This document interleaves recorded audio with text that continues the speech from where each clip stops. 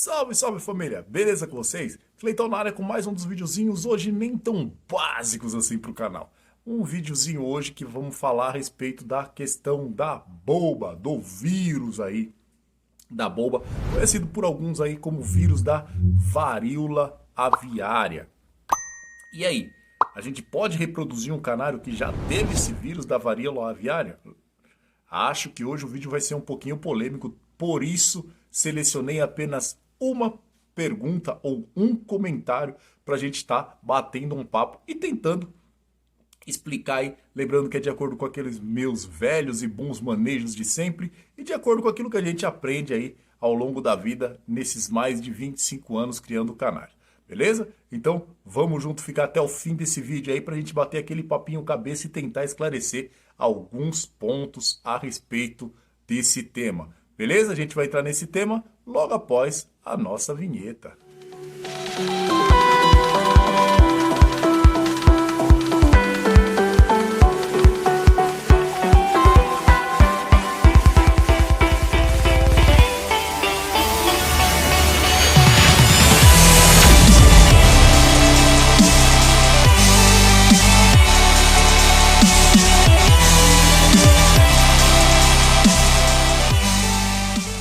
Bem, galera, estamos de volta. Já deixa eu pedir desculpa aí a vocês aí por eu estar falando um pouquinho mais baixo e pela minha cara de desânimo, que hoje o Cleitão tá bem cansado. Eu admito para vocês. E agora já é tarde da noite, já são quase 1 da manhã. Eu vou estar fazendo esse videozinho e vou estar postando aí para não deixar aí de marcar a presença do nosso compromisso aí do Corujão das Madrugadas. Esse que, se não me engano, é o Corujão, acho que de número 13. E vamos que vamos, galera. Então, o comentário aqui eu selecionei hoje, que eu achei muito bom o comentário aí, embora seja um pouco polêmico, né? É o comentário do nosso amigo Sandro Roberto Souza, que comentou assim, ó, em um dos nossos vídeos. Bom dia, por quanto tempo você trata a boba? E depois do tratamento você coloca o canário para reproduzir? Vamos lá, galera. Então vamos começar aqui na primeira questão, que é a questão do tratamento. O tratamento da boba, galera, aqui pelo menos eu, e vou lembrar mais uma vez que eu não me canso de falar, que é sempre o tratamento que eu falo para vocês aqui, é aquilo que eu me baseio na minha experiência ao longo desses anos aí criando canários e também na experiência de alguns amigos meus, os quais eu sempre estou tirando dúvidas, me informando e, para falar o português correto, caindo atrás por curiosidade mesmo e perguntando bastante. Então o que acontece? Galera, tem gente que quando o canário já passou para o problema da boba aí, que também é conhecido como varíola aviária, que é transmitido, se não me engano, por um tal de Pox ou Pax vírus, é alguma coisa assim. Não trouxe script, não tem nada anotado, então eu vou falando mais ou menos aqui pelo que eu me lembro. Mas se não me engano é Pox vírus, que é quem faz esse estrago todo aí.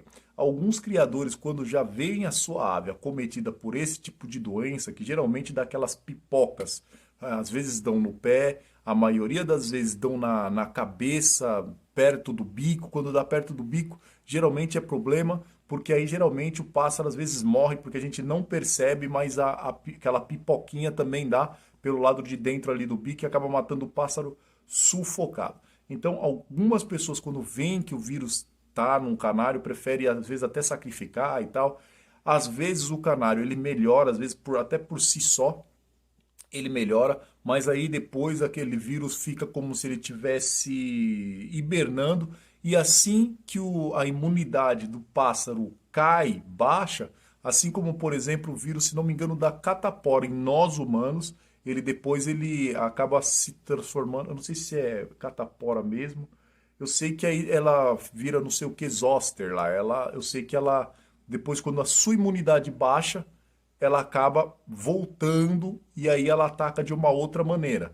No caso da boba, quando a imunidade da ave desce, às vezes ela volta como efeito colateral e se não me falha a memória, ela vem e ataca aquela doencinha maldita que é a flebite, que dá aquela inflamação nas patas do canário e que fica aquelas feridas meio amareladas e que incha e o canário fica com o pezinho vermelho. Isso aí é um problema aí secundário do mesmo vírus que causa aquelas pipoquinhas chatas no canário.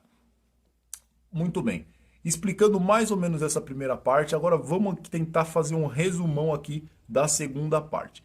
Por que é que alguns criadores não aconselham aí a reprodução de canários que já foram tratados de boba, no caso? Lembrando que o tratamento que eu faço aqui nos canários que eu já peguei, que já tiveram, né, a questão da boba, e lembrando também, tá, galera, eu já reproduzi e não reproduzo mais, fiz os testes que eu queria fazer, tive bons resultados através dos testes que eu fiz, mas não achei mais necessário ficar reproduzindo o canário que já tinha sido curado com boba. Todavia, também não sacrifiquei esses mesmos e deixei para cantar uns, eu acabei passando para pessoas que eu sabia que não iriam reproduzir, que queriam apenas canários para cantar, e assim foi. Mas enfim, vamos agora para a segunda parte aí da explicação que eu queria dar, que é a respeito do vírus. O que é o vírus, galera?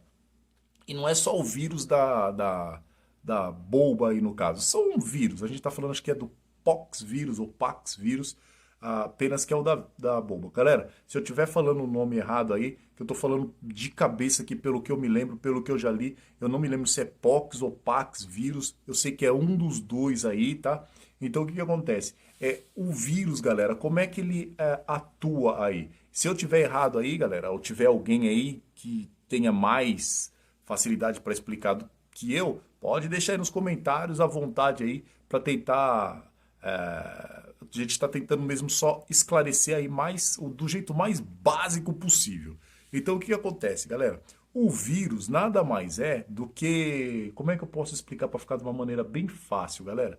As células, tanto da gente, quanto dos animais, quanto de plantas, quanto de qualquer coisa, as células elas funcionam como? Ela tem como se fosse uma maquininha dentro dela, que ela copia o que tem dentro de uma célula e ela replica essa célula que ela copiou, gerando outra célula, que é aí onde vem todas as informações do DNA. Então o que ela faz? Ela lê aquelas informações que tem dentro da nossa célula, são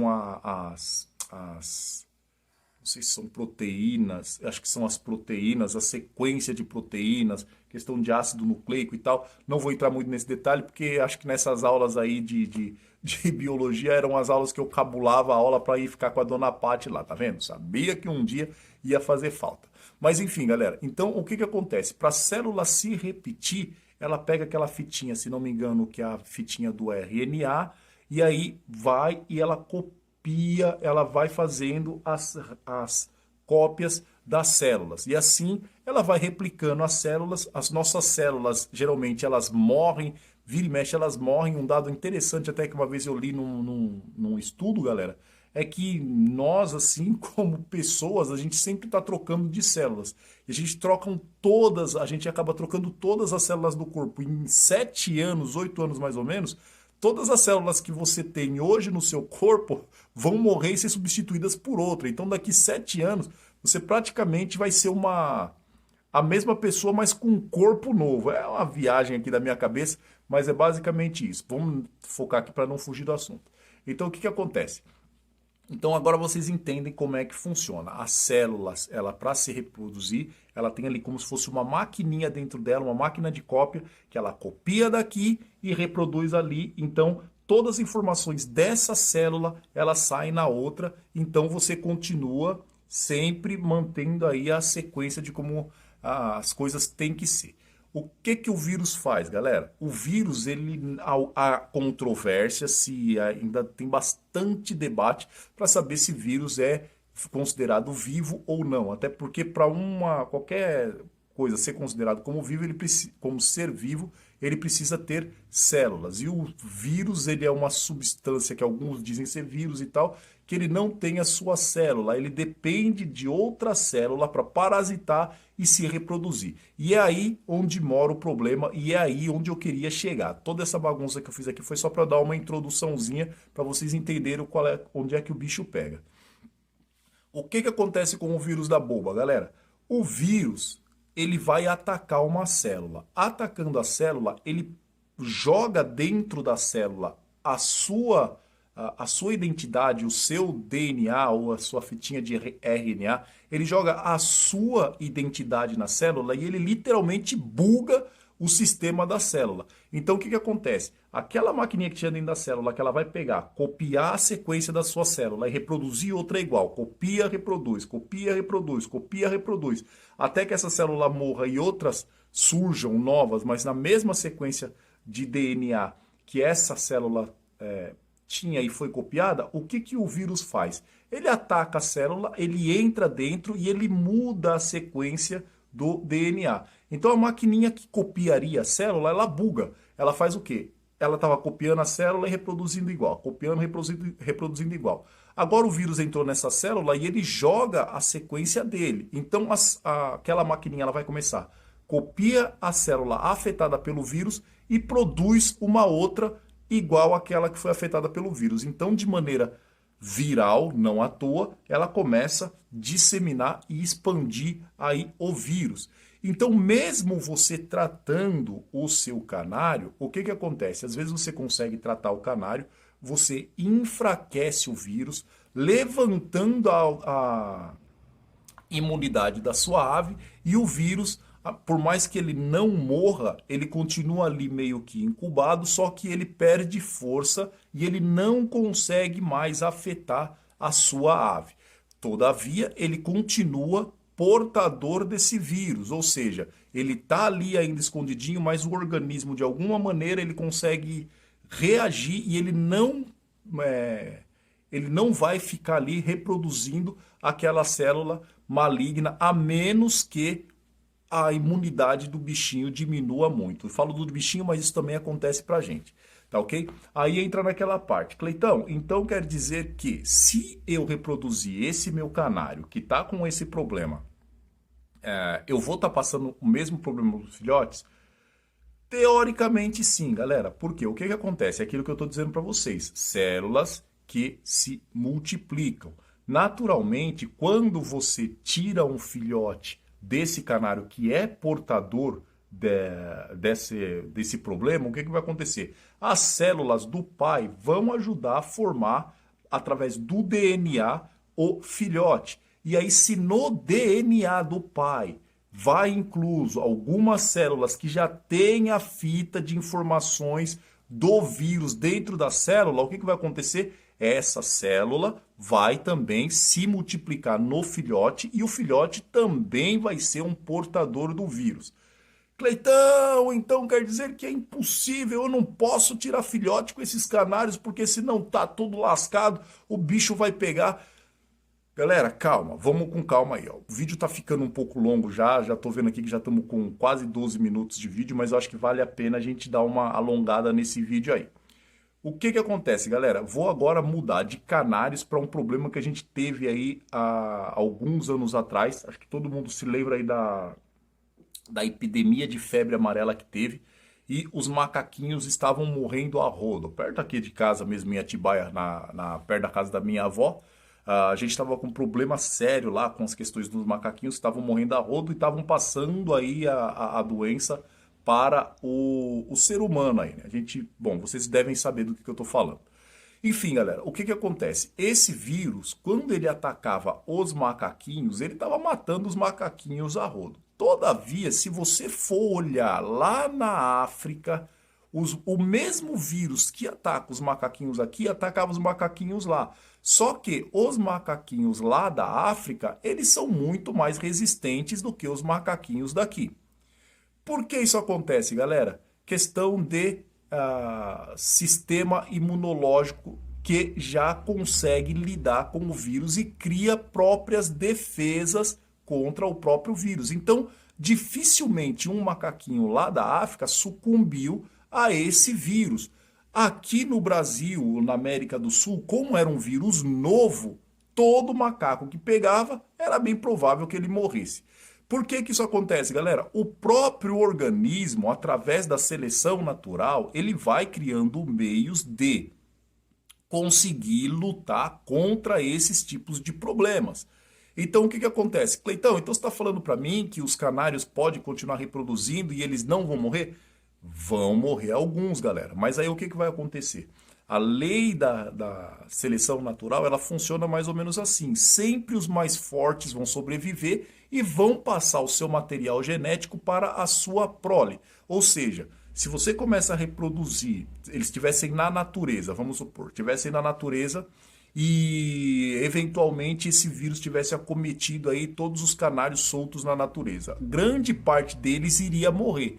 Uma pequena fração desses canários que estivessem na natureza que não morressem, eles seriam portadores, sim, mas eles não morrendo, criando imunidade, quando eles acasalassem e passassem o seu DNA para a sua prole já, por natureza, já vem com a imunidade já mais alta para combater esse vírus. Vocês entenderam? Então o que que acontece? São portadores? Sim.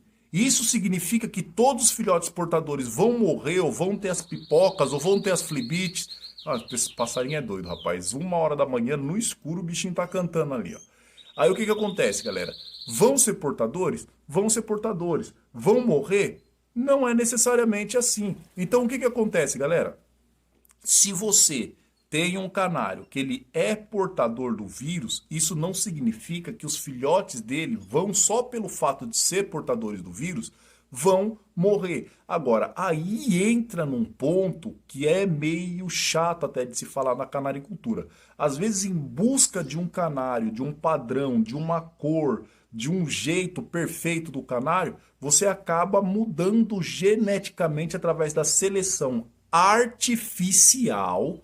Veja que a gente tem a seleção natural, onde os mais fortes e os mais aptos vão ser os que vão sobreviver e vão criar imunidade naturalmente. Esses são os da seleção natural. E você tem a seleção artificial, que nem sempre o canário mais forte, o canário que é o melhor canário para levar aí à frente a evolução da espéciezinha dos canários, por exemplo, são os que vão reproduzir. Porque aí o que acontece? Às vezes o cara ele vê um canário ali branco, o canário é show de bola, é top, é isso, é aquilo, só que o canário ele não tem, já é genético dele mesmo, ele tem uma facilidade muito grande de adoecer, de pegar uma doença crônica respiratória. Só que o canário ele é muito top, então é um canário top de linha que pode ser campeão brasileiro, vamos supor. Então o que que a pessoa faz? Dane-se se o canário é portador de algum problema físico do tipo que ele vai ficar rouco ou se a imunidade dele é baixa. O que importa é ser campeão. Então, vou pegar esse canarinho, vou reproduzir, vou ser campeão com esse canário. Aí sim, galera, porque esse canário não está apto, ele não está preparado, ele não tem suporte para vencer alguns tipos de doença. E a gente está falando só da bolba. Tá? Tem vários outros tipos de doenças que acabam ficando crônicos aí nos canários. Tem canário que ele fica rouco e não volta nunca mais. Tem canário que com 2, 3 anos fica cego do nada. Tem canário... Vocês entenderam? Então, galera, a questão ela é bem polêmica por esse ponto. Vocês entenderam? Se eu tenho, vamos supor, um canario, é só um exemplo, tá? Se eu tenho um canário onde eu sei que o meu forte são os canários vamos supor, os canários de cor, os canários e eu crio canários brancos. Pronto, achei um exemplo perfeito. Se eu sei que eu tenho um canario onde eu só crio canários brancos, e eu sei que, por exemplo, a cenoura é o que vai levantar a imunidade do canário.